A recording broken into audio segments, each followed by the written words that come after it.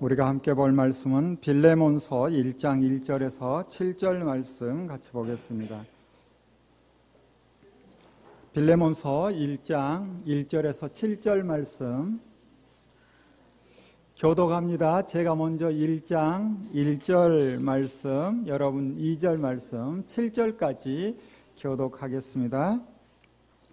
그리스도 예수를 위하여 갇힌 자 된 바울과 및 형제 디모데는 우리의 사랑을 받는 자요 동역자인 빌레몬과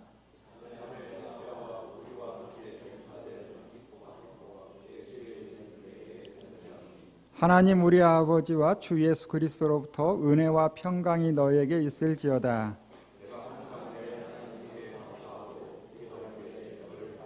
주 예수와 및 모든 성도에 대한 내 사랑과 믿음이 있음을 들음이니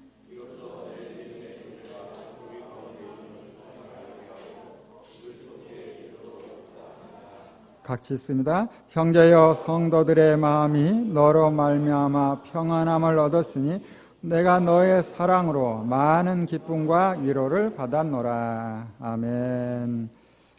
주님, 주어진 말씀 가운데 하나님의 뜻이 무엇인지 알고자 합니다.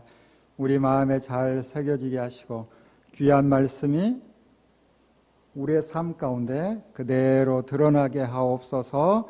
예수님 이름으로 기도합니다. 아멘. 우리가 지난 시간에 골로새서를 보았고 골로새서 4장 9절에 신실하고 사랑을 받는 형제 오네시모를 함께 보낸다라고 하며 오네시모는 너희에게서 온 사람이다 소개하죠. 어디에 기록되어 있었다고요? 골로새서에. 그래서 골로새 지역에서 온 사람이 오네시모였죠. 이 오네시모가 로마까지 왔는데 바울은 이 오네시모를 다시 골로새 지역 너희에게 보낸다라고 골로새서에 기록됩니다. 이 오네시모가 누구인가? 그 오네시모에 대한 이야기가 오늘 우리가 보는 빌레몬서에 아주 자세히 드러나죠. 우리 성경의 배열을 보면 바울 서신이 13권, 히브리서까지 치면 14권인데 보통 이제 13권 이렇게 말하고 있고 주제별로 배열이 되어 있어요.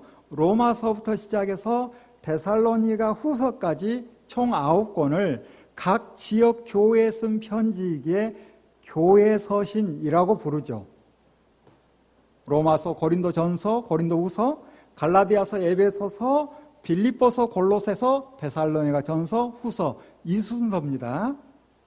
그리고 이제 9권이니까 13권이라 했으니 4권이 남았죠. 이 4권이 그 다음에 배열되어서 개인에게 쓴 편지, 디모데전서, 디모데후서, 디도서, 그리고 마지막에 빌레몬서가 있어요. 이 4권을 개인서신이라고 부릅니다. 혹은 목회서신이라고도 부르죠. 우리는 교회 서신과 개인 서신으로 구분된 13권의 바울 서신을 성경의 배열 순서대로 보고 있지 않고 사도행전과 함께 살펴보고 있기 때문에 시간의 흐름을 따라 빌레몬서를 에베소서와 골로새서 그리고 빌레몬서 3권을 한 권처럼 한 흐름으로 보고 있는 거죠. 이미 우리는 교회 서신도 성경의 배열 순서가 아니라 사도행전과 함께 봤죠? 기억납니까? 바울이 2차 전도여행 때 편지를 쓰기 시작하죠. 그래서 2차 전도여행 때 3권을 봤잖아요. 데살로니가전서, 후서, 갈라디아서. 그리고 3차 전도여행 때 또 3권을 쓰잖아요. 고린도에 2권, 고린도전서, 후서, 그리고 고린도에 와서 로마에 편지하는 로마서. 이렇게 6권을 받고 이제 사도행전 마지막 바울이 28장에 로마의 가택 연금 상태에서 재판받을 때 4권의 편지를 쓰죠. 그 4권의 편지 가운데 3권이 한 지역, 물론 에베소와 골로새는 좀 떨어져 있지만 그 가까운 지역의 편지가 보내진 에베소서, 골로새서, 그리고 골로새 지역의 빌레몬이라는 개인에게 쓴 빌레몬서. 그리고 이제 다음 주부터는 빌립보 지역에 편지한 빌립보서를 볼 겁니다. 이렇게 보는 이유는 무엇일까? 바울 서신을 더 잘 이해하기 위해서 이렇게 보고 있는데, 편지를 보낸 바울이 어느 곳에서 편지 쓰는가 중요하겠죠. 어떤 배경 가운데 편지를 쓰는가 중요하겠죠. 뿐만 아니라 어느 곳에서 어느 곳으로 편지 쓰는가, 그곳에 대한 이야기, 또 어떤 이유로 편지를 쓰는가, 사도행전과 바울 서신을 함께 보면 더 분명하게 알 수 있어요. 편지라는 것은 보낸 사람과 받는 사람의 관계를 이해해야 되겠죠. 뿐만 아니라 당시 상황까지 알고 있다면 더 쉽게 우리는 바울 서신을 읽어낼 수 있습니다. 그래서 2000년 전 바울이 살았던 시대를 이해하고 수신자와 발신자의 관계를 이해하면 성경을 바르게 읽고 삶에 적용할 수 있는 필수 사항이 되는 것이죠. 오늘 우리가 보는 빌레몬서, 바울 서신 13권 중에 가장 짧은 편지, 골로새 지역의 빌레몬이라는 개인에게 쓴 서신 함께 볼 텐데, 우리 1절부터 3절까지 말씀을 한 목소리로 같이 읽어봅니다. 그리스도 예수를 위하여 갇힌 자 된 바울과 및 형제 디모데는 우리의 사랑을 받는 자요 동역자인 빌레몬과 자매 아비아와 우리와 함께 병사된 아키포와 내 집에 있는 교회에 편지하노니 하나님 우리 아버지와 주 예수 그리스도로부터 은혜와 평강이 너에게 있을지어다. 바울이 함께 갇혀있는 디모데, 그와 같은 마음으로 편지를 썼는데 그 받아보는 사람은 빌레몬이죠. 그리고 자매 아비아, 그리고 아키포, 그리고 빌레몬의 집에 모이는 교회에 편지하며 은혜와 평강을 기원합니다. 바울이 3차 전도행을 할 때 에베소에서 약 3년 머물며 복음을 전하던 중에 2년가량은 두란노 소원에서 날마다 후학들을 가르쳤던, 이때 아마 빌레몬은 바울을 통해 복음을 받아들였을 거예요. 그리고 말씀을 배운 다음에 자기가 원래 살았던 지역, 이 골로새 지역에서 배운 말씀을 주변 사람에게 전하는 거예요. 그러면서 자연스럽게 자기 가정을 개방하여 가정교회를 이끌고 있는 목회자와 같은 일을 감당하는 거죠. 누가? 빌레몬. 그리고 자매 아비아라고 나오는데, 이 아비아는 아마 빌레몬의 아내가 아니었을까 추정입니다. 뿐만 아니라 함께 병사된 아키포라고 나오죠. 이 아키포는 이 빌레몬의 아들인가 뭐 그런 이야기도 있는데 정확히는 알 수는 없어요. 이 가정이 어땠을까? 사람이 다 이름값 하는 건 아니지만 대개는 또 이름값 하는 사람들이 있죠. 이 빌레몬의 아내 이름이 아비아라고 하는데 그 뜻이 뭔가 하면 넉넉하다라는 뜻이에요. 괜찮죠? 풍채가 넉넉하다 이 말이 아닐 거예요. 삶이 여유롭다는 거예요. 여유로운 삶을 살아라. 그래서 이름대로 아마 넉넉한 삶을 살았을 것 같아요. 성품도 넉넉하고 이런 여유가 있었기에 가정에는 노예도 두고 있었어요. 종도 있었던 거죠. 가족끼리만 예배드리는 것이 아니라 주변 사람들과 함께 자기 집을 개방하여 교회로 사용한 것이죠. 그리고 이제 4절부터 바울은 이 편지를 받아보는 빌레몬에게 감사의 인사를 하고 있는데, 너를 생각할 때마다 내가 하나님께 감사를 드린다. 너의 믿음과 성도에 대한 사랑에 관해 내가 참 많이 들었다. 그대의 사랑이 나에게 전달되니 내가 큰 기쁨과 위로를 받았으며 성도들도 그대로 인해서 마음의 평안을 누리고 있다 라고 칭찬해요. 사랑이 넘치는 빌레몬, 이렇게 이야기해요. 바울이 뭔가 할 이야기가 있는 거예요. 그 할 이야기가 무엇인가? 이제 진짜 하고픈 이야기가 8절부터 나오는데 우리 8절부터 10절 말씀 같이 읽어봅니다. 이러므로 내가 그리스도 안에서 아주 담대하게 내게 마땅한 일로 명할 수도 있으나 도리어 사랑으로서 강구하노라. 나이가 많은 나 바울은 지금 또 예수 그리스도를 위하여 갇힌 자 되어 갇힌 중에서 낳은 아들 오네시모를 위하여 내게 강구하노라. 지금 바울이 무슨 말 하고 싶은 거예요? 오네시모를 위해서 내가 너에게 하고 싶은 말이 있다라고 이야기를 해요. 바울은 아주 재밌는 표현을 하고 있죠. 마땅히 해야 할 일을 아주 담대하게 너에게 명령할 수 있는 자리에 내가 있지 않느냐, 이 말이에요. 그렇지만 우리 사이의 사랑 때문에 오히려 간창한다. 빌레몬이 나이가 많았을까요? 바울이 나이가 많았을까요? 그렇죠. 기록에 나오잖아요. 나이 많은 나 바울이라고 표현하고 있잖아요. 그런데 바울의 처지가 지금 어때요? 주님의 일을 위해 갇혀있는 상황이에요. 그런데 이 갇혀있는 동안에 오네시모라는 아들을 낳았대요. 남자가. 내 아들과 같은 오네시모라는 거죠. 복음으로 낳았다라는 표현을 바울은 여러 곳에서 합니다. 해산의 고통, 누군가를 예수 그리스도를 알게 하고 그가 복음을 받아들여서 하나님께 그 마음이 향할 수 있도록 가르치고 또 돌보고, 이 일이 얼마나 힘든 일인지 바울은 아나 봐요. 그래서 어떤 표현들을 많이 하고 있어요? 해산의 고통. 그리고 그가 복음을 받아들이고 주님을 받아들이면 아들, 이런 표현을 바울은 여러 곳에서 하고 있는데 또 한 명의 아들이 등장하죠. 오네시모.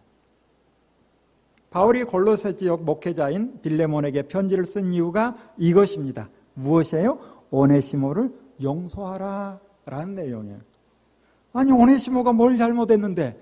읽어보면 나옵니다. 전체 내용을 보면 오네시모는 빌레몬 집의 종이었던 것 같아요. 그런데 그가 야반 도주를 했어요. 빌레몬의 눈을 피해 도망을 간 거예요. 보통 종이 도망가면 산속으로 들어가죠. 우리 사극을 보면 그렇잖아요. 안 잡히려고. 그런데 이 종이, 이 노예가 얼마나 뛰어난 인물인지 그 나라를 벗어나요. 외국으로 가요. 그 당시 가장 큰 도시라 할 수는 어디까지 가요? 로마로 가요. 와, 대단하죠. 내가 언제까지 종으로 살 것인가? 내가 잡히면 죽더라도 라는 로마에 가서 성공하리라. 그런 마음을 가졌나 봐요. 로마까지 도망을 갑니다. 야, 그런데 로마로 가서 누구를 만나는가? 바울을 만나게 돼요. 바울을 만나려고 로마에 갔는가? 그건 알 수는 없어요. 참 알 수 없는 일이 많은데 나중에 다 알게 될 겁니다. 우리는 기록된 그 말씀 중심으로만 보는 것이고, 로마에서 바울을 만나게 되었고, 바울을 만나면 또 누구를 만나게 될까요? 주님을 만나요. 누구를 만나는 건 너무 중요해요. 많은 사람들이 바울을 만나면 누구를 만나요? 주님을 만나요. 바울을 만나다 보니 주님을 만나게 되고, 주님을 만나고 나니 내가 성공해야지 라는 생각이 있었을지 모르지만, 그렇다 할지라도 내가 종으로서 주인에게 사정 이야기도 하지도 않고 주인이 허락도 하지 않았는데 내가 도망쳐 나왔다는 거, 이게 너무 부끄러운 거예요. 우리가 주님을 만나면 과거의 나의 잘못이 너무 부끄럽죠. 그런 적 없나요? 오네시모가 그런 거예요. 그래서 아마도 바울에게 내가 실은 저 골로새 지역에 노예로 생활하다가 여기까지 왔습니다 라고 말했을지 몰라요. 어디에? 골로새 지역에. 골로새 지역에 내가 아는 사람이 있는데 거기 참 넉넉한 가정이 있고 그 주인은 참 괜찮은 사람인데 어느 집에서 누구 밑에 있었는데 빌레몬이요. 빌레몬? 내가 에베소 두란노 서원에서 2년 동안 열심히 복음을 전할 때 이 빌레몬이 나에게 복음을 받아들였는데 라고 말을 했을 가능성. 오네시모도 깜짝 놀랐겠죠. 전혀 모르고 있었다면. 이런 상황 가운데 바울은 이 오네시모를 어떻게 해야 될까? 아마 도망쳐 나오면서 그냥 나왔겠어요? 귀중품을 가지고 나왔을 수도 있어요. 나중에 빚진 거 내가 갚아줄게 바울이 말하는 걸 보면 뭔가 빚진 행동을 했던 것 같아. 도망친 것도 빚을 진 거지만 뭔가 가지고 나왔을 가능성이 있죠. 그래서 바울은 돌아가라. 가서 용서를 구해라. 오네시모에게 이야기를 하는 거예요. 야, 말하는 바울도 이 말을 듣고 어떻게 해야 되나? 오네시모도 쉽지 않았을 거예요. 왜냐하면 당시 도망친 노예는 잡히면 어떻게 될까요? 그냥 죽는 시대예요. 대부분이 다 잡히면 죽는 거예요. 심지어 어떻게 형벌을 내리는가? 그 마을 어귀에 나무를 하나 달아둬요. 그 나무에 도망친 종을 거기 매답니다. 나무에. 그래서 너 일하기 싫어서 도망가서 손에 못을 박는 거예요. 너 도망가서 발에 못을 박는 거예요. 그렇게 놔두면 건강한 노예는 한 일주일 고통 가운데 죽어가는 거예요. 대부분 오랜 시간 매달려서 그 고통 가운데 굶주려서 죽어가는 거예요. 왜 그렇게까지 할까? 종이 많잖아. 도망칠 가능성 있잖아. 잡히면 어떤 일이 있다? 이런 끔찍한 고통 가운데 죽어갈 것이다. 그래서 도망가지 못하도록 이런 일들을 그 당시에 했대요. 오네시모도 나무에 달릴 위험이 있을까요? 없을까요? 있죠. 빌레몬이 용서하고 싶어도 주변 사람들이 안 돼! 여론에 떠밀려서 알아서 해 하면 이제 오네시모는 그 형벌로 죽어가는 거예요. 여러분이라면 로마까지 도망왔는데 다시 그 먼 곳, 지금의 튀르키예, 골로새라는 지역, 거기까지 갈 수 있겠어요? 쉽지 않아요. 바울은 또 복음으로 그가 새롭게 하나님의 사람으로 살아보려 하는데 너 죽을 수도 있는데 거기 가. 바울도 이런 말하기 쉽지 않았을 텐데 누가 먼저 말을 꺼냈는지는 모르겠지만 오네시모가 돌아갈 결심을 합니다. 그러면 바울은 어떻게 해야 될까요? 빌레몬에게 부탁을 해야죠. 함께 갈 수 없으니 두기고가 갈 때 함께 가게 하면서 편지를 쓰는 거예요. 그 편지가 우리가 보고 있는 빌레몬서예요. 그러니 용서하지 않으면 안 되게끔 편지를 쓰는 거죠. 그럼 처음 시작부터 어떻게 했어요? 오 형제여, 너의 사랑이 나에게까지 전해졌다. 너 때문에 내가 기쁨을 누리고 있다. 내 마음이 평안하다. 너의 사랑의 삶이 온 성도들에게 기쁨을 주고 있다. 이렇게 미리 밑밥을 까는 거지. 너 사랑이 넘치는데 설마 오네시모 어떻게 하지 않겠지? 뭐 이런 마음이잖아요. 그러면서 8절에 우리 읽었던 것처럼, 그리고 9절에도 읽었던 것처럼 내가 너에게 명령할 수 있는데 사랑으로 간청한다. 나이가 많은 내가 부탁한다. 나 지금 갇혀있다. 이런 배경을 가지고 우리가 성경을 읽으면 얼마나 바울의 마음이 간절했는지 우리가 읽어낼 수 있는 거죠. 계속해서 바울이 어떻게 표현을 하고 있는가? 11절에 보면 이렇게 나오죠. 오네시모가 전에는 너에게 무익하였으나 이제는 나와 너에게 유익한 사람이 되었다. 아직 빌레몬에게 유익한 사람이 되었는지 몰라요. 그런데 바울은 일단 나에게 유익한 사람이 되었다. 그리고 너에게도 유익한 사람이 되었을 거야. 여기 무익하다라는 말이 헬라어 아크레스토스.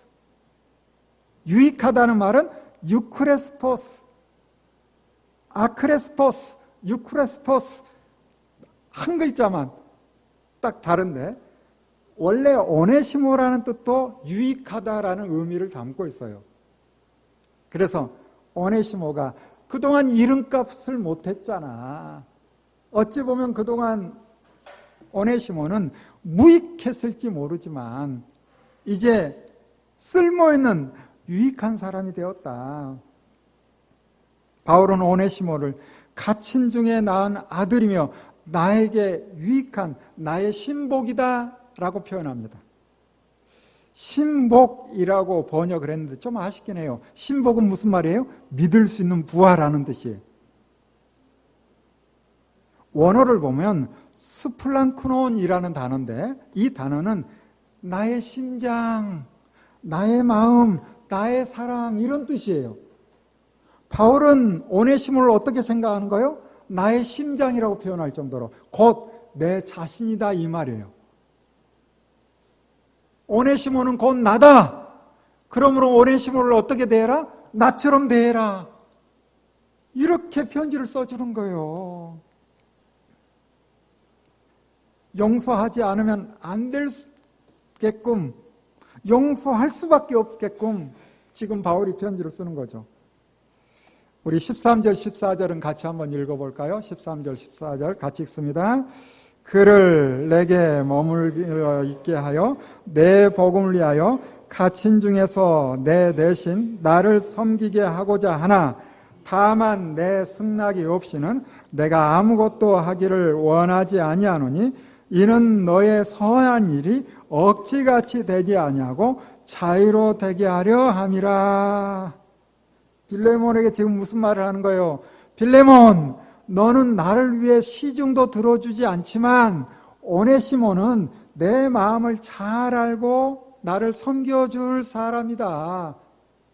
그동안 그렇게 했다. 그래서 오네시모를 계속 나는 두고 싶다. 왜? 나의 심장, 나의 사랑, 내 마음이니. 이토록 오네시모는 나의 아들 같은, 곧 내 자신과 같은 그런 멋진 사람인데 너 내가 갇혀있는데 와보지도 않는데 이 오네시모는 나를 위해서 이렇게 수고하는데 내가 정말 옆에 두고 싶지만 너의 허락 없이 내가 억지로 이렇게 할 수 없어서 너에게 다시 일단 보낸다. 이 선한 일 너 분명히 용서할 텐데 억지가 아닌 자진해서 하길 원한다 라고 편지를 쓰는 거예요. 바울은 오네시모가 빌레몬 가정에서 떠난 거 어찌 보면 하나님의 섭리가 아니겠느냐 이렇게 또 몰아가요. 충분히 그럴 수 있죠? 충분히 그럴 수 있어요. 그래서 오네시모가 떠난 것도 크게 보면 하나님의 섭리이며 그리스도 안에서 새로운 관계를 세운 것으로 이제 오네시모는 종이 아니라 누가 되었다? 사랑받는 형제가 되었다. 나에게도 그러하듯이 너에게도 마찬가지다라고 이야기합니다. 2000년 전에 이와 같은 표현은 파격적이에요. 어떤 죄인도 하나님을 만나고 예수 그리스도 안에서 하나님의 자녀가 되었다면 이제는 한 형제 자매가 된 것이다 선언하는 거예요.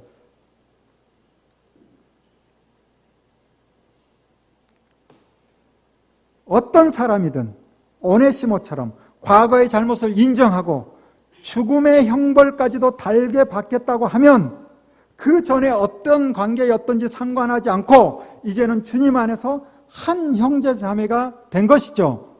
여러분 믿으십니까? 이게 가능하죠? 가능해야 돼요. 물론 그가 거짓으로 속이기 위해서 한다면 조금 더 지켜봐야 되겠지만 그가 정말 큰 잘못을 했어도 철저하게 회개하고 나 죽음이라도 달게 죽음의 형벌이라도 달게 받겠다라고 철저하게 회개한 모습을 보이고 다가오면 어떻게 해야 돼요? 형제자매로 여겨줘야죠. 이게 기독교예요. 바울은 2000년 전에 이야기를 하는 겁니다.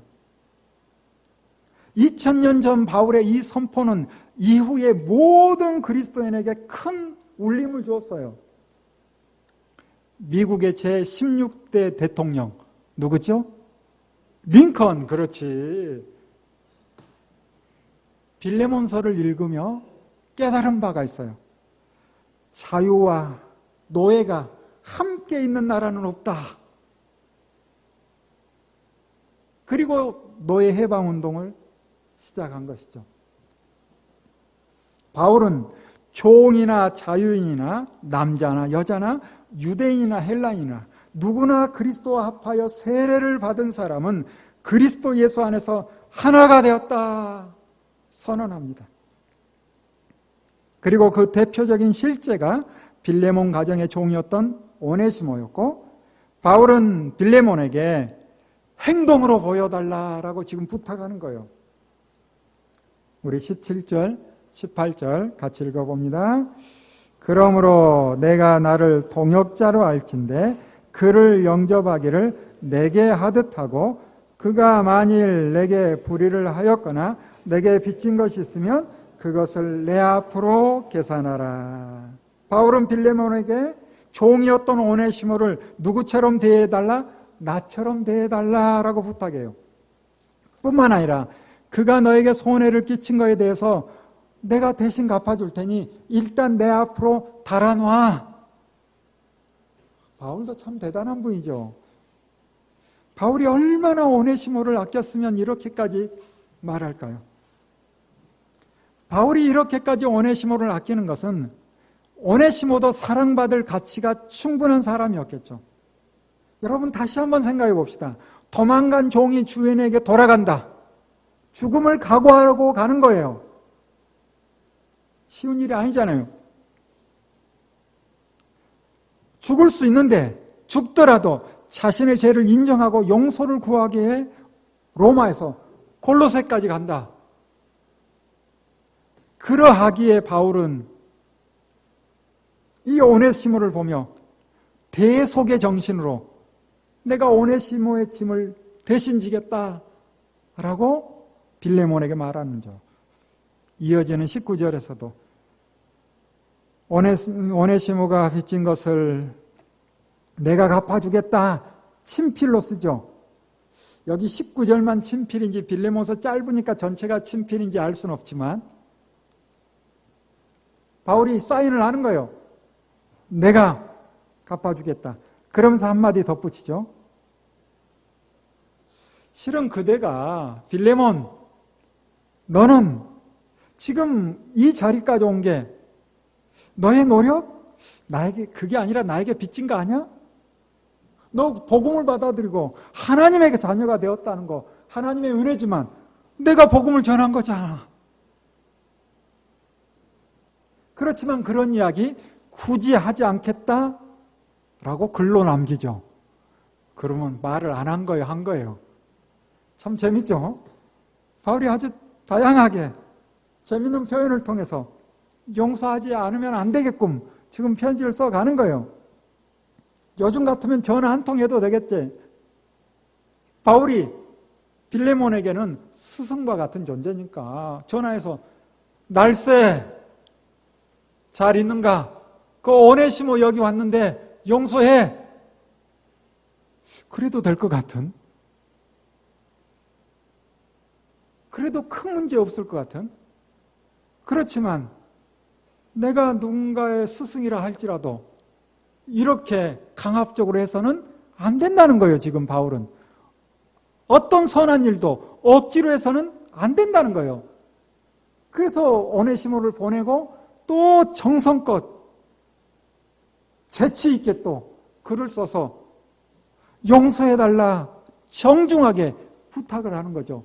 얼마나 멋진 일입니까? 20절에도 보세요. 오 형제여, 나로 주 안에서 너로 말미암아 기쁨을 얻게 하고 내 마음이 그리스도 안에서 평안하게 하라. 무슨 말이에요? 용서해달라. 그리고 21절을 보면 꼭 마지막 펀치를 날리듯이 나는 너가 순종할 것을 확신함으로 너에게 쏟노라. 너는 내가 말한 것보다 더 행할 줄 아노라. 용서할 것 확신할 뿐만 아니라 내가 말한 것 이상으로 해줄 것을 나는 알고 있다라고 하죠. 그러면서 22절에도 나를 위하여 숙소를 마련해달라. 무슨 말이에요? 내가 가보겠어. 용서하긴 할 텐데 정말 잘하고 있는지 내가 곧 갈게. 숙소를 좀 마련해둬. 그리고 마지막 인사한 말이 23절부터 25절인데 우리 같이 23절부터 25절 같이 읽어봅니다. 그리스도 예수 안에서 나와 함께 갇힌 자 에바브라와 또한 나의 동역자 마가, 아리스다고, 데마, 누가가 문안하느니라. 우리 주 예수 그리스도의 은혜가 너희 심령과 함께 있을지어다. 이렇게 바울은 마지막 인사말을 하는데 여기 등장하는 인물 에바브라, 우리 에바브라 하면 골로새서를 통해서 충분히 봤죠? 빌레몬과 같은 골로새 출신 에바브라가 로마까지 갔잖아요. 이때 빌레몬은 안 간 거고, 그런데 에바브라는 지금 갇혀 있는 거예요. 복음 때문에. 그러니 빌레몬 입장에서는 아우, 나도 실은 같이 가서 나도 갇혔어야 되는데 그런 마음이 있었을지 몰라. 그렇지만 너 사랑이 넘친다는 거 안다. 그리고 지금 에바브라, 마가, 아리스타고, 데마, 누가 이들이 다 너에게 문안한다. 이 말 속에는 무슨 말도 있겠어요? 너 알만한 사람들 다 있지. 너가 용서하는지 안 하는지 다 지금 지켜보고 있어. 이런 느낌도. 그리고 마지막 주 예수 그리스도의 은혜가 너희 심령과 함께하길 바울은 기도합니다. 아주 짧은 한 편의 편지 빌레몬서.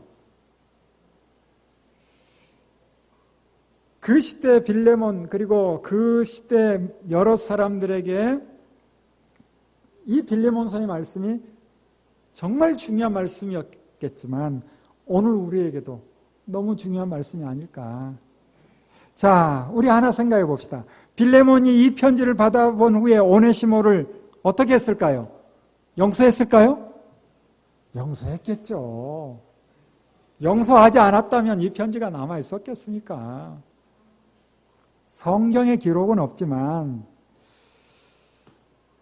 안디옥 교회 감독이었던 이그나티우스라는 사람이 있어요.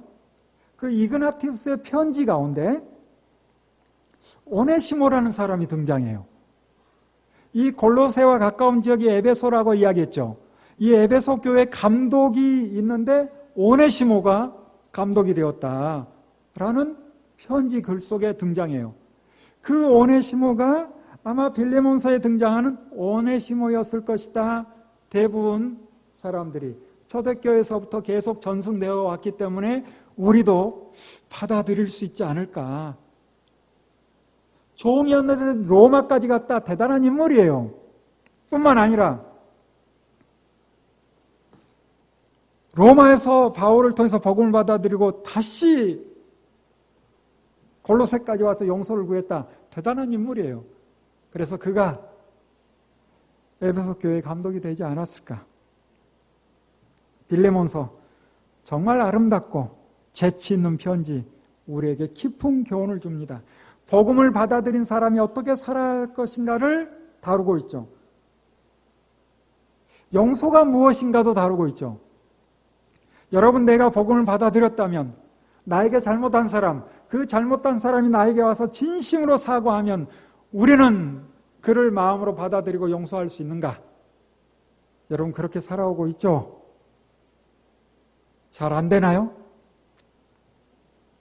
우리의 멋진 믿음의 선배, 사랑의 원자탄이라는 책의 주인공 누군지 아시나요? 손양원 목사님. 그 일대기 기록한 책. 그분은 나병 환자를 위해 헌신한 일을 했을 뿐만 아니라 정말 쉽지 않은 일을 해내셨죠. 자신의 아들 둘을 죽인 그 살인범을 어떻게 합니까? 양자로 삼아서 그를 복음으로 세워나가는 대단한 분이죠. 빌레몬 못지않게 위대한 분이 아닌가.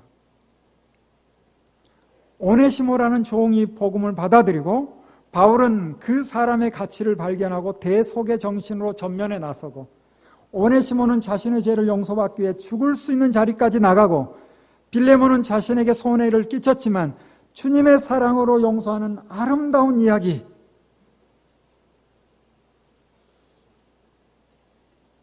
여러분, 금산교회라고 아시나요?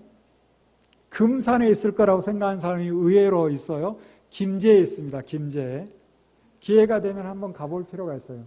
저도 몇 년 전에 한번 갔었는데, 그 교회에 대한 아름다운 이야기가 전해지잖아요. 지금으로부터 한 120년 전에 세워졌어요. 그 교회가 어떻게 세워졌는가? 조덕삼이라는 분이 굉장히 갑부였고 자신의 소유 땅 일부를 기증하여 교회가 세워졌어요. 그리고 그 교회 교인 가운데 한 사람이 이자익이라는 젊은이가 있었는데, 이 조덕삼이라는 사람 집에 말을 부리던 마부, 하인이었어요. 하인. 그래서 주인과 종이라 할 수 있는 조덕삼과 이자익이 함께 한 교회에서 신앙생활을 해요.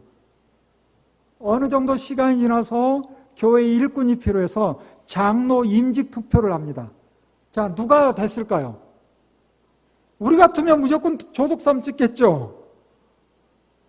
결선 투표까지 갔는데 둘이 남았어요. 조덕삼과 이자익. 그런데 결선 투표에서 당연히 교회 설립자여 부자인 조덕삼이 될 줄 알았는데 누가 더 표가 많았는가?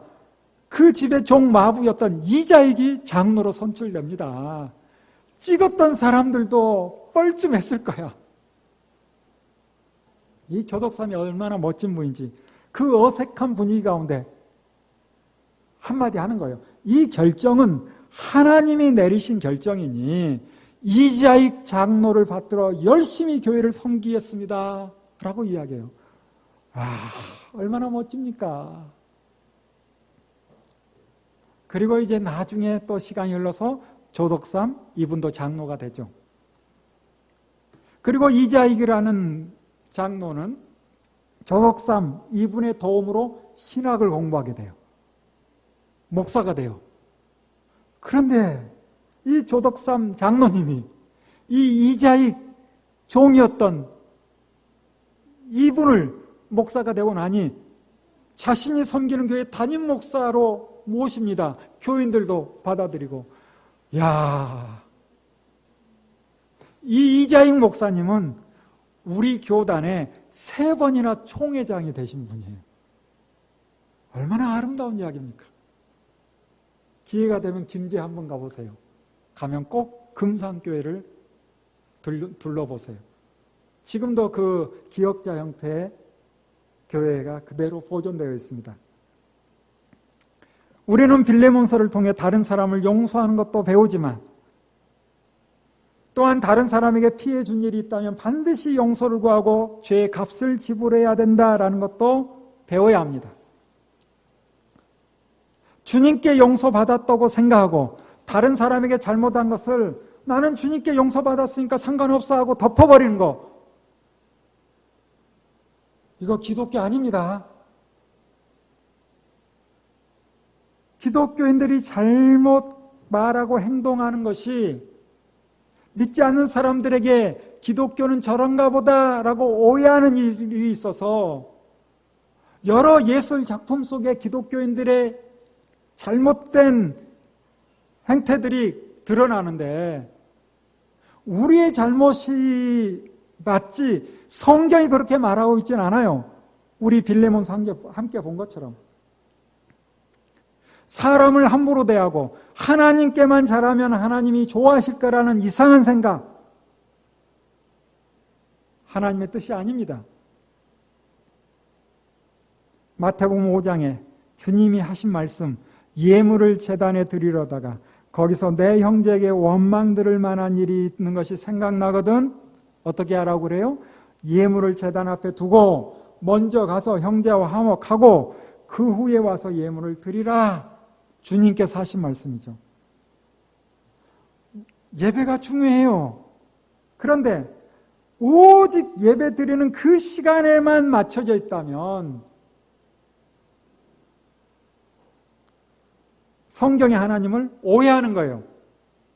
하나님께 예물 드리는 것이 중요하긴 하지만 다른 사람에게 원망 들을 만한 일이 있다면 그거 먼저 해결하라. 주님께서 말씀하시죠. 한국교회가 세상의 빛과 소금의 역할을 감당한다고 할 때 먼저 해야 될 일은 무엇일까? 믿는 우리가 믿지 않는 사람들에게 원망 들을 만한 일을 했는지 돌아봐야 합니다. 혹시 원망 들을 만한 일을 했다면 그거 해결해야 돼요. 그거 해결하고 다니는 게 먼저예요.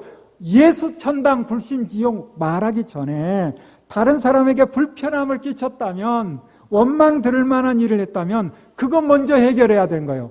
그거 먼저 해결하지 않으면서 복음을 전하면 오히려 그 복음이 그 사람들에게는 하나님께 나아가는데 방해가 되기도 해요. 굳이 하지 말라는데 소리치면서 예수 천당 불신 지옥 생각해 봐야 돼요. 정말 하나님이 원하시는 것이 무엇인지. 사랑하는 여러분, 오늘 빌레몬서의 짧은 말씀을 통해 내가 다른 사람에게 피해를 준 적이 있다면 반드시 보상하고 용서를 구해야 합니다. 또한 누군가 나에게 잘못한 사람이 있다면 그가 용서를 구한다면 그리스도의 사랑으로 용서해야 합니다. 주님의 말씀이 우리 머리에만 머물러서는 안 되고 우리의 말과 행동으로 옮겨져서 많은 사람들에게 예수 믿는 것이 무엇인지를 보여주는 우리 모두 되기를 바랍니다. 기도하겠습니다. 주님, 죽음을 각오하고 자신의 죗값을 치르러 가는 오네시모의 아름다운 모습, 자기에게 손해를 끼쳤지만